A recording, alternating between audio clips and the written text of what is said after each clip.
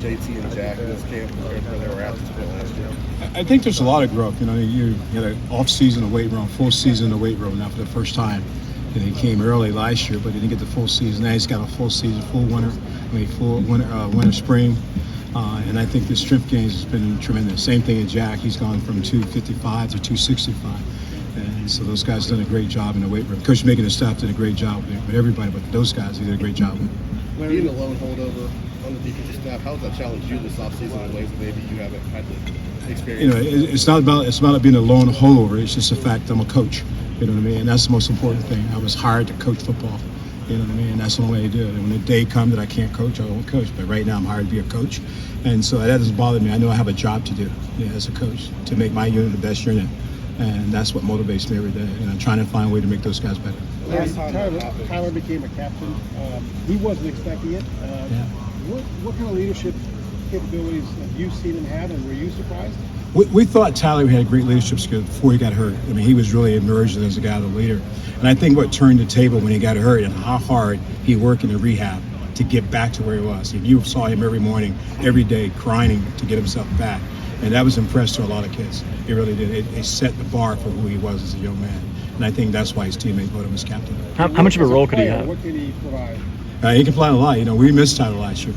Tyler's really a strong guy at the point of attack. He plays hard. He's physical. He cares. We missed that last year. We missed that leadership a little bit too, because he was a strong leader in the room. When you sit in the back of the room, you have a tendency to be quiet because you're not playing. And now he's a voice, and I think that's what we need. When they took over back in 2019, it was a similar situation where you really only hold over on defense. Do you see any similarities as far as the energy in the building now it's happened again where it's 4 new guys and you defensively? Yeah, I think first of all, it's a great defensive staff. It's a really great staff, great guys, great people. I think it's a really fun staff to work with. Coach Noah's been the best, and secondary guys are great. So I think that's important. When you got a good unit, guys are really close together, get a chance to bond. I think that's what was happening in our defensive. And I think our players are feeding off that because we have bonding. We come from different backgrounds, but at the end of the day, we're football coaches. And we got to find a way to bring our players together. And that's been really fun. And with JT, it's pretty impressive what he was able to do. He was just getting here 2 weeks ago this time last year. Yeah. Now that he's been through the entire program and through all season, all that work, you kind of seen him grow. I see him growing a lot in a lot of areas. I see him grow a lot. I see him mature. I see the guy's got much stronger. He's more flexible. He can bend. He can run. And he's playing practice really well. And I think that's good. He's a great teammate. That's the thing I admire more about him. He loves everybody. You know what I mean? That's the thing that kind of everybody gravitates to JT. That's his personality. Guys with that ceiling talent, whatever you want to call it, where do you see them make the biggest jump between year 1 and year 2? It's actually year 2. You'll make the biggest jump in year 2. And that's why if he continue to move forward, he'll have a chance to do something special down the road. But I think this season is where he's got to make the biggest jump because that sets him for the next year. Larry, Kevin Wilson really raved about the depth on your defensive line, which we knew about, but he was like, Mike Hall's supposed to be a 3. He's like no 3 I've ever seen. How good do you feel about the depth? And are there the elite players, the guys who will have the impact of, I don't say Chase Young, but that kind of level? Yeah, I think we do have the depth. But knock on wood, you can go from 1 to 2 pretty fast. You know what I mean? So it's a luxury right now until you get a guy hurt. You know what I mean? Just understand, I think elite is 2 different standards. Elite to me is a guy who's incredible work ethics. I want guys who's got incredible work ethics. That's being elite. Now everything comes with that, technique and all those things. That's my job to give it to him. But if he has incredible work ethics, he's got a chance to be an elite player. And that's what I'm preaching in my room. We're not preaching you're going to be a first-round draft pick. We're preaching that you have to be an elite player. And elite players are incredible work ethics, and that's the bottom line in everything we do. How many of those guys have that? I think there's quite a few guys have the ability to do that. Some of the young players have the ability to do that. They just haven't hit the field yet. There's some guys that it's going to play in the fall you haven't seen yet. And you haven't seen them practice and see what we can do. And I'm looking forward to seeing those guys play because they've been really good. You just talked about a guy who could make a jump in year 2 in JT. A lot of potential played in tight leagues last year as a pass rusher. Where have you seen him take a step, maybe as a run stuffer? Because it seemed like that was where you guys not necessarily want him on the field last year, but he was a little better in the passing game. Yeah, as a baby coming in, you have one skill, right? He had a skill to rush the passer. Now the other skill is going to develop and the ability to stop the run. And that starts in the weight room with Coach May, getting stronger. And I think those are the progressions he's making right now to get stronger. So he can be a 2-down, 3-down player, play first and second down, and play third down, rather than a third down. Have you seen him take those proper steps? I have. He's done a good job so far. Really good job. Sorry, Zach was talking earlier about how it just feels a little more loose. You said he's not paying attention as much to the media, what fans are saying. How does that translate to a guy like him? The upside, the skill level, the talent, the athletic ability is so rare, but it hasn't always translated to on-field like numbers, right? Right. Have you seen the difference in him? No doubt about it. When you start worrying about the expectations of other people rather than your expectations as a player, that's where you get lost. I tell them all the time, like, every time somebody throw a brick, you build a foundation to be better, right? And that's what he's doing. He's learning how to build a foundation with those same bricks that people say he's got to be this, got to be that. But I think he's in a good place right now than he's been here before. He's in a really good spot. He's worked extremely hard to be where he understands what the big picture is all about. So now it's just matter to go out and do it. Is that something that you only get with being in the program or talking to other guys that have been through it? I mean, how does a guy like that, who's always been a pretty under the radar, quiet type guy, how does he let the outside noise get to him? Yeah, I think it's a little bit of both. Some guys helped him understand what this is all about, being a homeboy, and the ability, this expectation is so high, what you got to do. And if you chase those expectations, sometimes it drives you a different direction. All the great players, Chase Young, when he first got here, you just look at the first year he had. Second year, he took off. And then about half the season went like this, right? Because the expectation got bigger, and he wasn't ready for it. So how to handle that is just continue to be yourself. Go on the field every day, live up to your expectation of our defensive scheme, and just play as hard as you can and let it go. Yeah, that's important. Larry, yesterday, as Bill said, Kevin said he just looks over and laughs when he sees Mike Hall with the threes sometimes, and that doesn't make sense to him. But why is he still with the threes at this stage? Well, he's not with the threes. That was just in jest. I think you got to read what he was saying. He has been in jest. He has been a three start out because of guys, but he's no longer in the threes. Mike's worked with the ones and twos, and he's got a chance to do something really special for him. He's had a great camp. He's had a great camp for him. Really, he's come out of. He's really gotten stronger. He's gotten bigger. He's fast. He's athletic, and we're hoping for great things from Mike. We really are. We've seen what a nose like Davon or Tommy could mean. I know he's maybe not necessarily the same kind of player, but can he have that impact, and can he have it this year? Yeah, I think his biggest asset, he can rush the passer. He's really got quick hands, quick body. We can move at the three technique, and he can rush from there at some time. So we got a plan how we're going to use him. But I think he has a little bit of both. He's really quick off the line of scrimmage, scary in space. When he's in short space, small area, he can get off the ball. I think that's huge. A little bit of BB-like, but stronger. But also brings some pass rush technique that I think is critical. Should we think of him more as a three than a nose? No, we're going to use him a little bit of both. We're going to try to find a place for him. A little bigger than BB? Bigger than BB, yeah. A little taller, yeah. How deep are you really? How many guys do you think you'll play in a game? If I'm lucky, I can play 12. If I'm lucky, you know what I mean? And normal would play about anywhere between 10 to 11. But we could get to 12. Ty Hamilton says 14.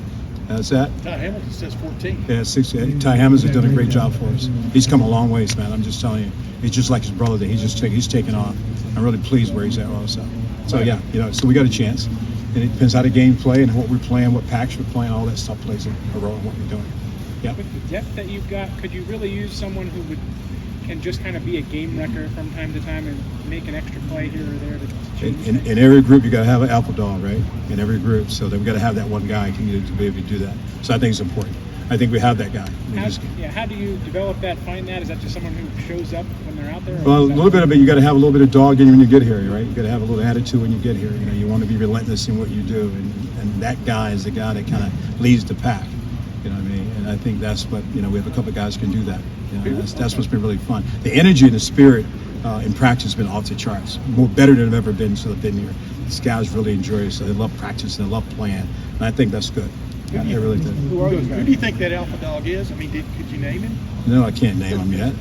And Larry, last yeah, year, man, come on, you can't name the alpha dog. That's something you got to see and watch. Larry, last year, Coach Day talked a lot about how at the beginning of the year it felt like they were making up for lost time, the loss of spring ball, COVID, just trying to develop those young guys. In your specific group, how long do you feel like it took for you to make up whatever ground you guys have lost because of COVID and losing spring ball 2 years ago and all that stuff? I tell you, this off season, I spent more time trying to catch up. Because we went back and reevaluated. I told someone earlier that, and I try to hit the reset button at every season and go back and look at the whole videotape, go back and study what we did technically, how can we get better, and just find those things I know we can improve on. And that was their approach. When we looked at the videotape, understanding like we got to spend more time on our first 2 steps getting off. We got to spend more time in hands and really controlling our hands better and those kind of things. And that's the things we went to work on because we miss all those things. than the COVID season. So now we just back to where we need to be, and I think that's so important to advance those guys. That way, when you know you have a deficiency, and so that's what we're doing. Who took that biggest step forward most quickly? I think it was a lot of guys too. I think a lot of guys bought into it. You know, when you get the whole unit to buy into it and really believe it, that's when you really sell it. And I think the whole unit say, "Hey, we have to do this. We have to do this in practice." You know what I mean? And they're really hard on themselves that they're not using that toolbox because that's important to them. But I'm really pleased where they're at right now. Larry, is Tehran, is there something different about him this preseason? I mean, what do you sense about him? Obviously, the Rose Bowl, Yeah. it seemed like the light really came on. It did. Maybe he was finally healthy, totally. I mean, just what's your sense of him? A little bit of both. Finally healthy. Really had a great end of the season for us. Had a really great off season. His weight is really where he wanted to be. He's right at 300 pounds. He's lost some body fat. He's got more muscular, much stronger, and he's in great shape. And I think that's all because he's healthy. And he's had a great camp for us. And if y'all put more emphasis, I mean, I know you always do, but more emphasis on just A-gap domination, I mean, how has that played, I guess, in spring in this preseason camp about having guys just getting after you? No doubt. We call it block destruction. You got to attack the line of scrimmage, create separation, and then escape and get off blocks. That's how you control the gaps.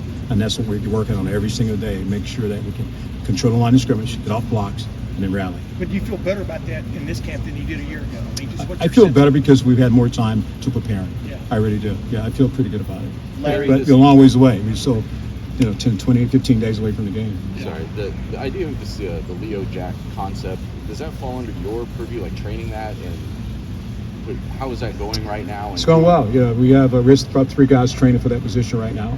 That's out of my room right now. I'm training those guys to get them ready because it's really a hybrid defensive end kind of guy. And so we're training some guys to get ready for that right now. I know you guys have used a stand-up end before, chased it up, but this is different, obviously moving other places on the line. So how did you sort of embrace that? Do you like kind of having that new tool, or how did that? Because I know you've been more traditional four-man. I like the new tool. I like it. I like what we're doing right now, defense. I think Coach Noah's got a great system, and I like how he's allowed the guys who has the ability to play and use their ability. I think that's cool.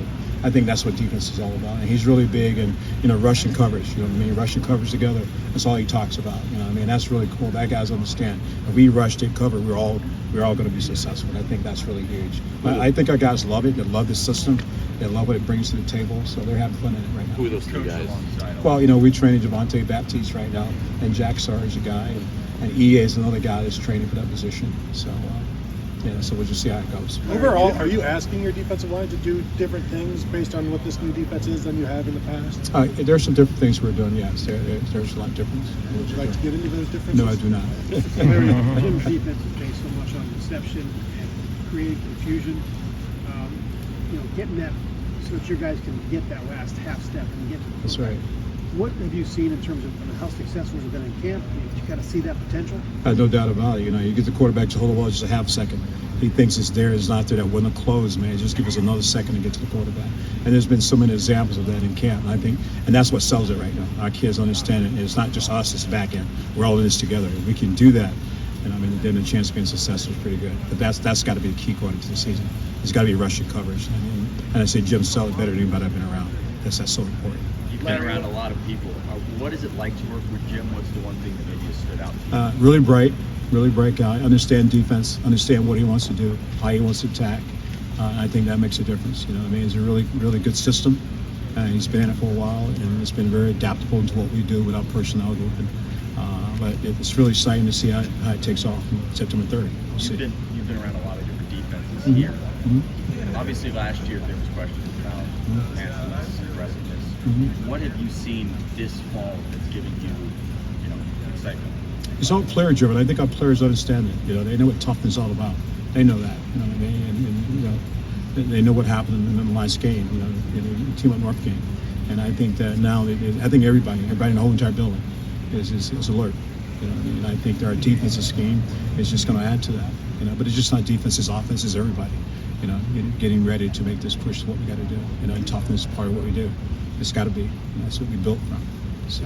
What is the dynamic like when you've got all these veteran guys who I'm sure are looking to have breakout years, kind of career years, but then these sophomores are not sophomores anymore. You know, they're not just getting their feet wet. They're a lot of times sophomores, like you say, is kind of where you set up for the. What is that dynamic like with those guys? I think it's a great to them. I say all the time, like, you look at the Wolves. When a Wolf traveled alone, he's got a chance to not be successful. When they travel in packs, that's when they get to be successful, right? I hate to use that analogy, but that's what it is. So I'm teaching them, let's travel in a pack, because when you travel in a pack, everybody gets credit, right? And that's what you're selling. There are going to be some guys going to step up, maybe some young players step up, but at the end of the day, it has to be the unit that steps up. We may have a guy that may do this great thing, but without those other three guys, it doesn't happen. And so I'm really big in being careful that that guy can do this, he can do this, but I'm better if the whole pack can do it. And that's what we saw in our room. And then you got an easy room to deal with. You got guys you can rotate and put in the game because they all understand their role. That's the biggest key to me. It's the chemistry to do that. Larry, with all the turnover on the defensive staff, did you ever consider, should I retire, or did you always know you wanted to come back for another year? People ask that question all the time. I have, my retirement plan is way away from here. I enjoy coaching. And the day that I stop enjoying coaching and have a passion for what I do, then I'll do that. But I don't get up in the morning and say, well, this is it. I don't do that. That's not the way I function. I get up every morning dying to get into this building and coach those guys. When I can't do that anymore, it'll tell me. But right now, I'm not telling myself anything. I got to get going. It's time to go play a game. Are you able to draw from 2019 and being a part of a new defensive staff then and apply things from that to this year? Oh, no doubt. Yeah, you're always trying to be better. It's different. It's different terminology. Things you learn different. That's all new. It's new language, but you just kind of football is football. Teaching is teaching. It's when it comes down to it, and that's what you got to teach a different way, or you do it a different way. But besides that, it's football. It's all ball, as they say. So I was just going to ask kind of along those same lines. You have a well-earned reputation from a recruiting standpoint of coming in and closing big guys. When you bring a whole new staff in, what's sort of the process of, do you have any mentorship or influence on those guys? I know they're supposed to come in with obviously their own skills in that regard, but how have you guys sort of worked together to bring back the defensive recruiting that you guys want? Yeah, it really is about sharing, right? Sharing an idea, how you do it, how you present. I think that's most important. And those guys came with great ideas now. They're great recruiters, and just a matter of how we do it. What's the Buckeyes sell? What are we selling as a defensive staff, and what's important? And I can't tell you how great these guys are, and just putting their little niche on top of it. And that's what it is. It's just a collaboration of all of us trying to get the right fit, the right player, and then recruiting as hard as we can. And selling something great, which is easy. How you stay.